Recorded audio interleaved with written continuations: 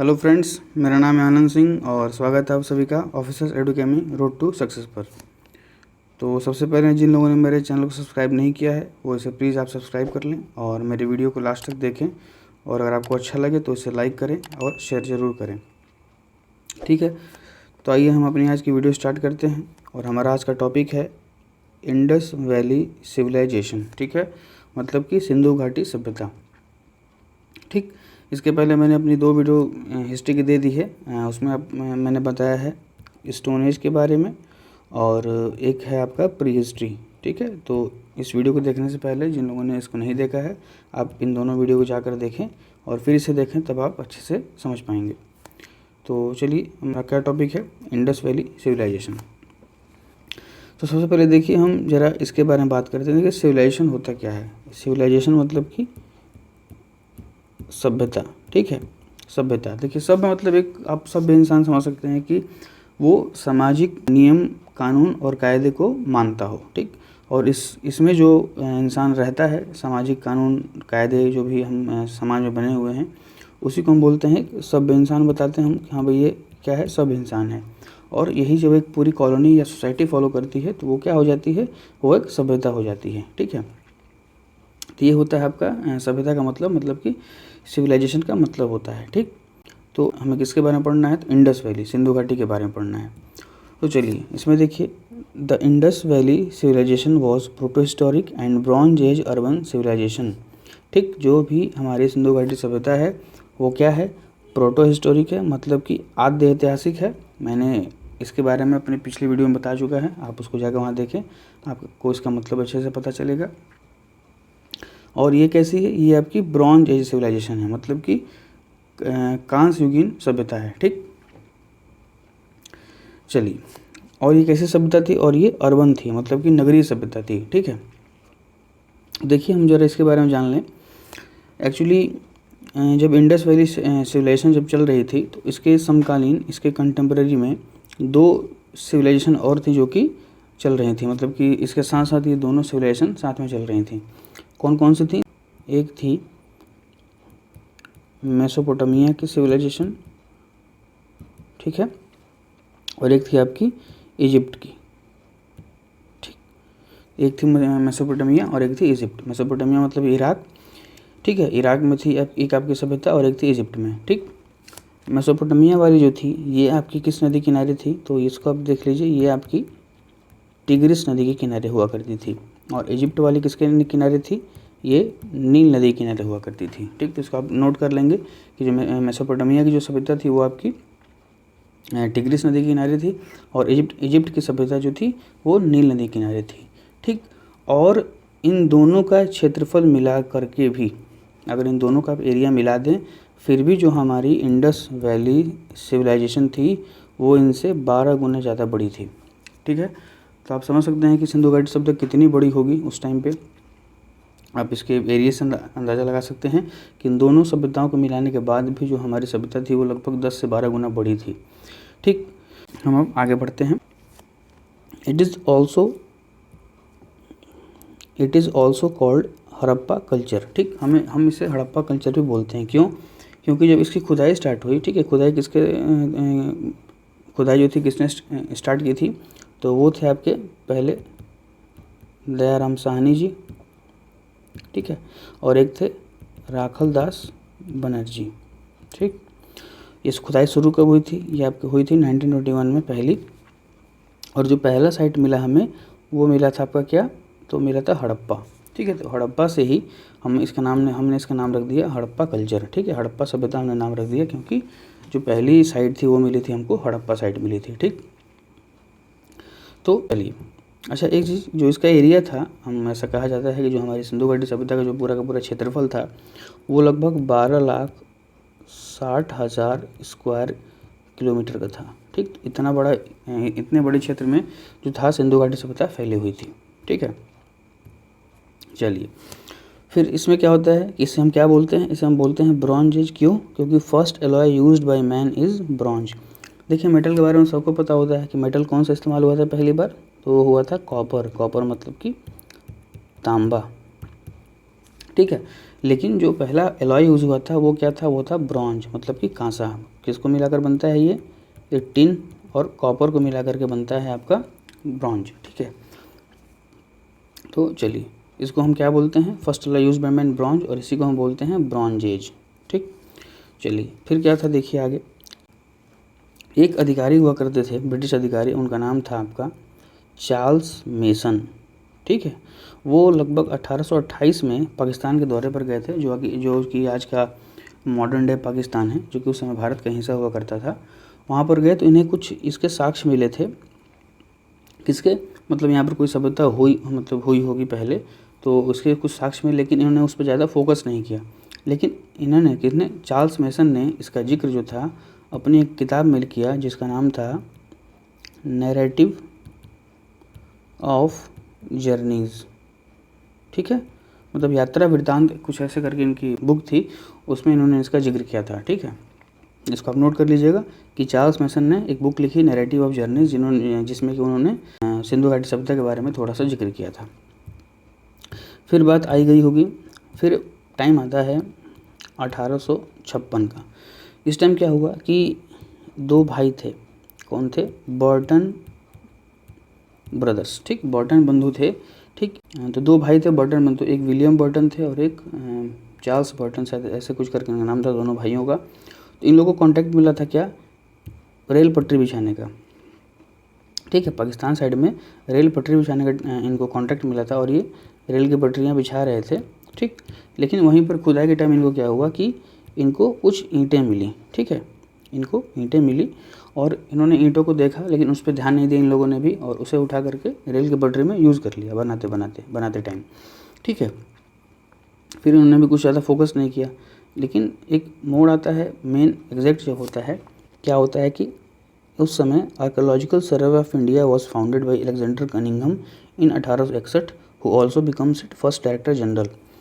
1861 में क्या होता है कि अलेक्जेंडर कनिंघम ने क्या किया कि इन्होंने आर्कोलॉजिकल सर्वे ऑफ इंडिया, मतलब कि भारतीय पुरातत्व विभाग की स्थापना की, और इसके ये पहले डायरेक्टर जनरल भी बने। इसको आपको याद रखना है कि अलेक्जेंडर कनिंघम ने क्या किया कि आर्कोलॉजिकल सर्वे ऑफ इंडिया की स्थापना की, और वो इसके फर्स्ट डायरेक्टर जनरल भी रहे, ठीक। चलिए बात आती है फिर जॉन मार्शल की बात आती है। यहाँ पे देखिए ये जॉन मार्शल क्या था कि 1921 में ये एएसआई के हेड थे, मतलब कि आर्कोलॉजिकल सर्वे ऑफ इंडिया के ये 1921 में क्या थे, हेड थे। और इन्होंने ही आगे खुदाई में बहुत बड़ा योगदान दिया, और दो लोगों को इन्होंने काम दिया खुदाई का। वो कौन थे, वो थे आपके दयाराम साहनी और आर.डी. बनर्जी, मतलब राखल दास बनर्जी। और इन्हीं लोगों ने, दोनों लोगों ने 1921 और 1922 में हड़प्पा और मोहनजोदारो की खोज की, ठीक है। तो जॉन मार्शल जो थे 1921 में थे, क्या थे ये 1921 में एएसआई के क्या थे, हेड थे ये, ठीक है। और इन्होंने ही दो लोगों को नियुक्त किया, किन दो लोगों को, वो लोग थे दयाराम साहनी और आर.डी. बनर्जी। और इन्हीं लोगों ने क्या किया 1921 और 1922 में हड़प्पा और मोहनजोदारो की खोज की थी, ठीक। तो ये ऐसे से मिला। फिर जॉन मार्शल ने ही क्या किया, John Marshall coined the term Indus valley Civilization, ठीक है। इन्होंने ही सिंधु घाटी सभ्यता नाम दिया था, क्या, सिंधु घाटी सभ्यता।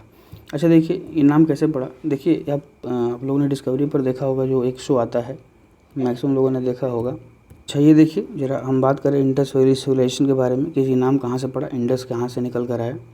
तो आप लोग एक शो देखते होंगे डिस्कवरी पर, मैन वर्सेस वाइल्ड, ठीक, मैक्सिमम लोग देखते होंगे इसको। तो इसमें जो इसके होस्ट हैं वो कौन है, बेयर ग्रिल्स, ठीक। तो बेयर ग्रिल्स हमेशा ये बोलते हैं कि अगर आप कभी जंगल में भटक जाएं या कहीं भी भटक जाएं, तो आप पहले क्या ढूंढिए, पानी ढूंढिए, मतलब कि नदी ढूंढिए, और उस नदी के किनारे किनारे पकड़ कर चलते रहिए, आपको कहीं ना कहीं लोग ज़रूर मिल जाएंगे। तो पहले देखिए क्या था कि जो भी एक पानी का स्रोत था, जो भी सोर्स था, वो सिर्फ क्या था, वो हमारी नदियाँ थीं, ठीक। और इसीलिए जो कि जितने मेजर हमारे उस टाइम पे सिविलाइजेशन हुआ करती थी, वो सिर्फ नदियों के इर्द गिर्द ही रहा करती थी, ठीक। तो जैसे कि आपको मैंने बताया कि मेसोपोटामिया में जो सभ्यता थी वो टिग्रिस नदी किनारे रहा करती थी, जो इजिप्ट की सिविलाइजेशन थी वो आपकी नील नदी किनारे रहा करती थी। उसी तरह से ठीक है। तो उस टाइम पे जितनी में हमारी सभ्यता रहा करती थी वो कहीं ना कहीं नदियों के किनारे रहा करती थी। ठीक है। मेसोपोटामिया की जो आपकी सभ्यता थी वो टिग्रिस के किनारे थी, जो इजिप्ट की थी वो आपकी नील के किनारे थी। ठीक है। उस तरह जो हमारा इंडस वैली था वो सिंधु नदी किनारे हुआ करता था, इसलिए इसका नाम क्या पड़ा, इंडस वैली सिविलाइजेशन। तो चलिए आगे देखते हैं। अब क्या आता है, अब बात आती है टाइम पीरियड की, कि कब से कब तक ये टाइम पीरियड इसका रहा, ये कब से कब तक थी जो ये सभ्यता थी। तो मैंने पहले अपनी पहली वीडियो में बता रखा है कि जो हम टाइम पीरियड निकालते हैं वो किस हिसाब से निकालते हैं, किसके अकॉर्डिंग, तो हम वो निकालते हैं रेडियो कार्बन के अकॉर्डिंग। ठीक है। रेडियो कार्बन डेटिंग टेक्निक जो होती है C14 के थ्रू हम किसी चीज़ का, किसी भी फॉसिल्स का, किसी भी पुराने जीवाश्म का हम एक टाइम पीरियड पता करते हैं, और उसी के हेल्प से हमने जो इंडस वैली सिविलाइजेशन का जो टाइम पीरियड था वो निर्धारित किया 2350 से 1750 BC के बीच में। ठीक। ये जो BC और AD का कॉन्सेप्ट है ये भी मैंने अपनी पहली वीडियो में बता रखा है, तो जिसको ये नहीं पता है वो आप जाके मेरी पहले की वीडियो देखिए स्टोन एज, उसमें आपको BC और AD अच्छे से पता चलेगा। ठीक है। तो ये एक एक्सेप्टेबल टाइम था, कब, कौन सा, 2350 से 1750 BC के बीच में। ठीक। इसे जितने भी मेजॉरिटी में जो हिस्टोरियंस थे उन्होंने इसको सपोर्ट किया, लेकिन भाई सबकी अपनी अपनी राय थी, तो जो टाइम पीरियड था इस पर भी बहुत से लोगों ने अपनी अलग अलग राय दी। ठीक है। तो उस पर देखिए अदर टाइम पीरियड्स क्या क्या थे। एक थे सर M व्हीलर, उन्होंने टाइम पीरियड दिया 2500 से लेकर 1500 BC तक। फिर आते हैं MS वत्स, उन्होंने कहा 3500 से 2500 BC। फिर आते हैं सर जॉन मार्शल, उन्होंने कहा 3250 से 2750। फिर आते हैं DP अग्रवाल, वो कहते हैं, और यही सबसे मोस्ट एक्सेप्टेबल टाइम पीरियड है, जो कि 2350 से लेकर के 1750 BC तक रहा। ठीक। अब आइए कुछ देख लेते हैं कि ये जो सभ्यता थी इसकी ये कब इस्टेब्लिश हुई, कब इसका मतलब फ्लरिश हुआ, ये कब इसकी फूली फली, और ये कब ये डिक्लाइन करके कब ये ख़त्म हो गई। तो देखिए इस्टेब्लिश अराउंड ये शुरू हुई थी 3300 BC के आसपास, ये इसकी स्थापना शुरू हुई थी। ये जो फला फूला, तो ये इसका जो मेन पिक, जो एक तरह से कहिए कि जो पिक टाइम था वो था 2700 से लेकर 1900 BC तक, और ये जब ख़त्म हुई मतलब इसका जो डिक्लाइन पीरियड था वो था 1900 से लेकर के 1400 BC के आसपास। ये सभ्यता जो थी वो पूरी तरीके से ख़त्म हो गई। ठीक। अब दूसरा चीज़ आता है, सारी चीज़ें मुझे उम्मीद है कि यहाँ तक आप लोगों ने अच्छे से इसको समझा होगा। ठीक। अब आइए हम ज़रा देखते हैं कि जो ये सभ्यता थी वो इसका विस्तार क्या कहाँ कहाँ तक था, जो इसका एक्सपेंशन था वो कितना था, कहाँ कहाँ तक था। ठीक। तो देखिए इसका जो एक्सपेंशन था वो नॉर्थ में, देखिए आप नॉर्थ में जम्मू कश्मीर के क्षेत्र में एक अखनूर सेक्टर है, वो आज भी आपको पता होगा, जहाँ पे हमेशा तनातनी की स्थिति रहती है पाकिस्तान से। तो जो अखनूर सेक्टर है वहाँ पे एक जगह है मांडा, तो मांडा तक इसका विस्तार था, कहाँ, नॉर्थ में, मतलब उत्तर की दिशा में। और ये नदी, ये किस नदी किनारे था, तो ये था चेनाब रिवर के किनारे, मतलब चेनाब नदी के किनारे। और चेनाब नदी किसकी सहायक नदी है, तो ये सिंधु की सहायक नदी है। तो ये आपको तीनों चीज़ याद रखनी है कि उत्तर में मांडा तक इसका फैला है विस्तार, किस नदी किनारे, चेनाब नदी किनारे, और चेनाब किसकी सहायक नदी है, तो ये सहायक नदी है सिंधु की, मतलब कि इंडस नदी की। ठीक। अब आते हैं हम आपका ईस्ट में देखिए कहाँ तक है। तो ईस्ट में यूपी में जो बागपत ज़िला है उसमें एक गांव है आलमगीरपुर। ठीक है। वहाँ तक किस नदी किनारे ये है हिंडन रिवर के किनारे, हिंडन नदी किनारे।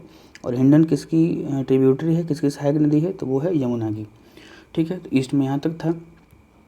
साउथ में देखिए, साउथ में क्या था, दाइमाबाद, जो कि महाराष्ट्र में पड़ता है। दाइमाबाद किस नदी किनारे था, तो प्रवेरा के किनारे था। और प्रवेरा किसकी सहायक नदी है, तो वो है गोदावरी की सहायक नदी। अब आते हैं हम आपके वेस्ट में क्या था, देखिए आपका ये जगह था सुतकांगेडोर। ये था आपका बलूचिस्तान में, पाकिस्तान का जो आज का मॉडर्न डे पाकिस्तान है, बलूचिस्तान वहाँ पे। और ये दाश्क रिवर के किनारे बेस्ड है, सुतकांगेडोर देखिए। ठीक। उसके बाद बलूचिस्तान, फिर आपका दाश्क रिवर। ठीक। तो सुतकांगेडोर कहाँ पर, बलूचिस्तान में, और ये किस नदी किनारे है, तो दाश्क रिवर के किनारे है। ठीक है। तो ये आपका रहा इसका विस्तार, ये कहाँ कहाँ तक इसका फैलाव था, क्या था, MAD और S। यहाँ से आप एक तरह से निमोनिक बना के याद कर सकते हैं कि मांडा, आलमगीरपुर, दाइमाबाद और सुतकांगेडोर। ठीक है। चलिए ये था आपका, ठीक। ये आपका विस्तार के बारे में मैंने बता दिया, कहाँ तक इसका एक्सपेंशन था, कहाँ तक फैलाव था। अब आइए हम ज़रा देखते हैं इसके बारे में कि ये कितने कितने इसके मतलब जो इसके मेन स्थल मिले थे हमें, जो इसकी साइट मिली थी वो कितनी फैली हुई थी, कितनी बड़ी बड़ी थी, वो उसके बारे में ज़रा हम देख लेते हैं। तो देखिए पहला क्या था, आपको मिला था मोहनजोदारो। ये जो था मोहनजोदारो जो है, ये इसके बारे में बात कर लेते हैं। किसके बारे में? मोहनजोदारो के बारे में, ठीक है। तो मोहनजोदारो देखिए ये क्या था, ये लार्जेस्ट इंडस वैली साइट है, ठीक। अगर आपसे पूछे कि ऑल ओवर वर्ल्ड, मतलब अगर ऑल ओवर हम पूरे इंडस वैली सिविलाइजेशन के बारे में बात करें, पूरे के पूरे सिंधु घाटी सभ्यता के बारे में बात करें, उसमें सबसे बड़ा जो स्थल मिला था वो कौन सा था? तो वो था आपका मोहनजोदारो। क्यों? क्योंकि इसके जो एरिया था वो लगभग 250+ हेक्टेयर से भी ज़्यादा बड़ा था। तो आप समझ सकते हैं कि ये कितना बड़ा रहा होगा, ठीक है। उसके बाद हम देखते हैं, उसके बाद आता है हड़प्पा, लगभग +150, धौलावीरा +110 हेक्टेयर में, कालीबंगा लगभग 100 के हेक्टेयर में, गनेरीवाल लगभग 90+ हेक्टेयर में, और राखीगढ़ी +80 हेक्टेयर में, ठीक। लेकिन राखीगढ़ी क्या है कि देखिए यहाँ पर मैंने यहाँ पर लिख भी रखा है point, largest Indus valley site in India. अगर आपसे पूछ दे कि इंडिया में सबसे बड़ी साइट कौन सी है, तो वो आपकी है राखीगढ़ी, ठीक। यहाँ पर आप डिफरेंस देख लीजिएगा। अगर आपसे ऑल ओवर पूछे सिंधु घाटी सभ्यता का, तो वो आपका है मोहनजोदाड़ो। लेकिन आपसे सिर्फ इंडिया के बारे में पूछे तो वो है आपकी राखीगढ़ी, ठीक। ये दोनों में डिफरेंस आप याद रखिएगा कि पूरे ऑल ओवर इंडस वैली में मोहनजोदाड़ो सबसे बड़ा साइट है, और सिर्फ इंडिया की बात करें तो राखीगढ़ी, ठीक है। तो यहाँ से आपका क्लियर हो गया होगा, ठीक। तो ये था आपका एक छोटा सा ब्रीफ इंडस वैली के बारे में, और हम नेक्स्ट पार्ट में इसका डिस्कस करेंगे सारे के सारे जितने भी साइट मिले थे अलग अलग, उनके बारे में कि कहाँ से क्या क्या चीज़ें मिली थी, हम उसके बारे में डिटेल में नेक्स्ट पार्ट में डिस्कस करेंगे, ठीक है। तो ये रहा एक ब्रीफ आपके बारे में। और अगर आपको ये वाली वीडियो अगर अच्छी लगी और अगर आपको कुछ नया जानने को मिला हो, तो आप मेरी वीडियो को लाइक करें, शेयर करें और सब्सक्राइब ज़रूर करें, ठीक है। और जो बेल आइकन है पास में, उसको प्रेस ज़रूर कर लें, ठीक है। और एक चीज़ और, मेरी हर वीडियो की PDF, एक सेकंड, मेरे हर वीडियो की PDF जो है आपको डिस्क्रिप्शन बॉक्स में अटैच मिल रहती है। मतलब सारी वीडियोज़ की आप मेरी वीडियो देखिए और मेरे PDF को आप डाउनलोड करिए और उसे पढ़िए और मेरी वीडियो को फिर से देखिए, रिवाइज़ करिए। और मुझे उम्मीद है कि आपका जो मैं टॉपिक बताता हूँ उससे आपका कोई भी क्वेश्चन उससे बाहर नहीं आएगा, ठीक है। तो आप वहाँ से पढ़ाई करिए, मुझे सपोर्ट करते रहिए और उसी तरीके से मुझे लाइक करिए, ठीक है। तब तक के लिए थैंक यू, मिलते हैं अपनी अगली वीडियो में।